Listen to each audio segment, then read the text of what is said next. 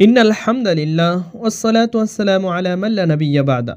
সম্মানিত সুধী, আসসালামু আলাইকুম ওয়া রাহমাতুল্লাহ। আপনারা কেমন আছেন? আশা করি সবাই ভালো আছেন। আপনার সংসারে সন্তানাদি হচ্ছে না, তাই নিয়ে আপনি দুশ্চিন্তা ভুগতেছেন।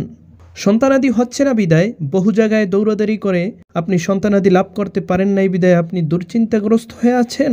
আজকে আপনাদেরকে এমন একটি আমলের ব্যাপারে পরামর্শ দেব বা এমন একটি আমল করতে বলবো, যা করতে পারলে আল্লাহ তাআলা অবশ্যই আপনার সংসারে একজন নেককার সন্তান দান করবেন।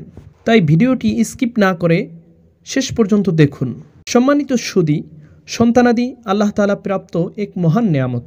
একমাত্র তারাই বোঝে যারা বিবাহিত জীবনের পর বন্ধুত্ব নিয়ে জীবনের বড় একটা সময় কাটায়, যে কারণে বিবাহিত জীবনে অনেক সংসারই নিয়ে আসে মহা দুর্ভোগ। অথচ আমরা বুঝে উঠতে পারি না সব কিছু মহান আল্লাহর নিয়ন্ত্রণে। তিনি চাইলে আপনাকে ৮০ বছর বয়সেও সন্তান দান করতে পারেন। সুবহানাল্লাহ। যেভাবে আমরা যদি জেনে আসি, আল্লাহ রাব্বুল আলামিন হযরত ইব্রাহিম আলাইহিসসালামকে ৮০ বছর বয়সে একজন নেককার সন্তান দান করেছিলেন, যার নাম ছিল হযরত ইসমাইল আলাইহিসসালাম। যদি হযরত ইব্রাহিম আলাইহিসসালাম আল্লাহ তাআলার কাছে দোয়া করে আমল করে যদি সন্তান লাভ করতে পারেন, তাহলে আপনি আমি কেন পারবো না? তাই আপনাদেরকে কোরআন থেকে এমন একটি আমলের অনুসন্ধান দেব, যে আমলটি করতে পারলে অবশ্যই হযরত ইব্রাহিম আলাইহিসসালামের মতো আল্লাহ তাআলা আপনাকেও নেক সন্তান দান করবেন। তাই ধৈর্য ধরে ভিডিওটি শেষ পর্যন্ত দেখুন। সম্মানিত সুধী, আপনাকে সন্তান চাইতে হবে একমাত্র আল্লাহ তাআলার কাছে, কোনো পীরের কাছে নয়, কোনো মাজারে নয়, কোনো ফকিরের কাছে নয়, কোনো ওজার কাছে নয়। আমাদের কিছু ভুলের কারণে আমরা তো সন্তান লাভ করতে পারিই না, আমরা আমাদের ঈমান হারিয়ে ফেলি। তাই আমাদেরকে এই কোরআন থেকে আমল করতে গেলে ঈমান হারানো এই সমস্ত পথ থেকে আমাদেরকে ফিরে আসতে হবে এবং তওবা করতে হবে। যে সমস্ত কারণে, যে সমস্ত ভুলের ফলে আমরা আমাদের ঈমান নিয়ে সংখ্যায় ভুগি বা ঈমান হারিয়ে ফেলি, সে সমস্ত কারণগুলি হলো মাজারে মানত করা, মাজারে গিয়ে সন্তান চাওয়া, কোনো ওজার কাছে সহযোগিতা চাওয়া সন্তান চেয়ে, কোনো ফকিরের কাছে তদবির নিয়ে আসা। এগুলো করা যাবে না। এগুলি আমাদের ঈমানকে তো শেষ করে দেয়, আল্লাহ তাআলার সাথে আমাদের শিরক তৈরি করে দেয়। আপনাকে কোরআন থেকে এই আমলটি করতে হলে আপনাকে সর্বপ্রথম এ সমস্ত কাজ থেকে দূরে থাকতে হবে। আমরা অধিকাংশই কোরআন অধ্যয়ন করি না, কোরআন পড়তে জানি না।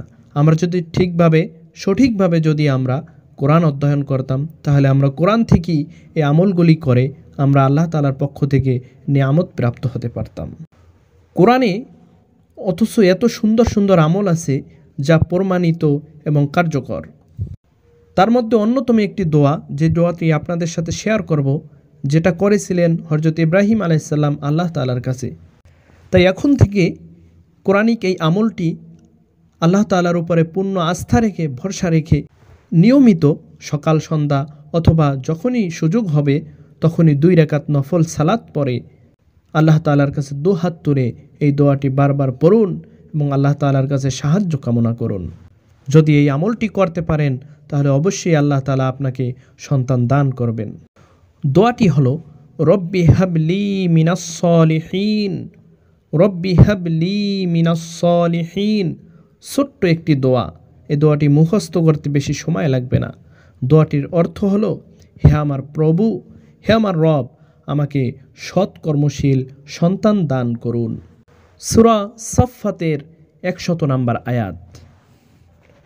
প্রিয় সুধী, এই ছোট্ট দোয়াটি এখনই মুখস্থ করুন, মুখস্থ করে নিয়মিত আমল করুন।